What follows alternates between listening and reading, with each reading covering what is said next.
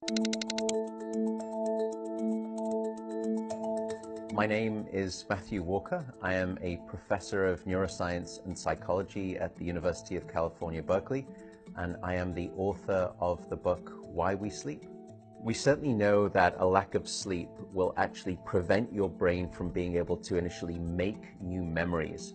So it's almost as though without sleep, the memory inbox of the brain shuts down and you can't commit new experiences to memory. So those new incoming informational emails are just bounced and you end up feeling as though you're amnesic. You can't essentially make and create those new memories. We also know that a lack of sleep will lead to an increased development of a toxic protein in the brain that is called beta amyloid, and that is associated with Alzheimer's disease, because it is during deep sleep at night when a sewage system within the brain actually kicks into high gear and it starts to wash away this toxic protein, beta amyloid. So if you're not getting enough sleep each and every night, more of that Alzheimer's related protein will build up. The more protein that builds up, the greater your risk of going on to develop dementia in later life. What are the effects of sleep deprivation on the body? Well, there are many different effects.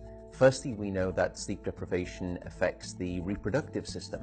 We know that men who are sleeping just 5 to 6 hours a night have a level of testosterone which is that of someone 10 years their senior. So a lack of sleep will age you by almost a decade in terms of that aspect of virility and wellness. We also know that a lack of sleep impacts your immune system. So after just one night of 4 to 5 hours of sleep, there is a 70% reduction in critical anti-cancer fighting immune cells called natural killer cells. And that's the reason that we know that short sleep duration predicts your risk for developing numerous forms of cancer.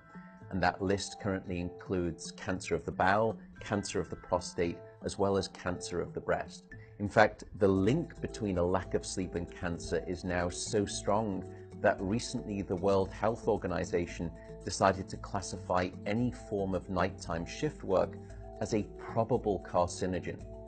So in other words, jobs that may induce cancer because of a disruption of your sleep-wake rhythms. We also know that a lack of sleep impacts your cardiovascular system, because it is during deep sleep at night that you receive this most wonderful form of effectively blood pressure medication. Your heart rate drops, your blood pressure goes down. If you're not getting sufficient sleep, you're not getting that reboot of the cardiovascular system. So your blood pressure rises.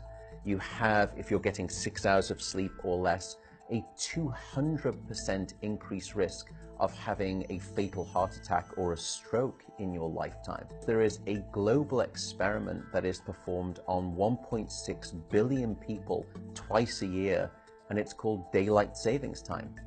And we know that in the spring, when we lose 1 hour of sleep, we see a subsequent 24% increase in heart attacks the following day.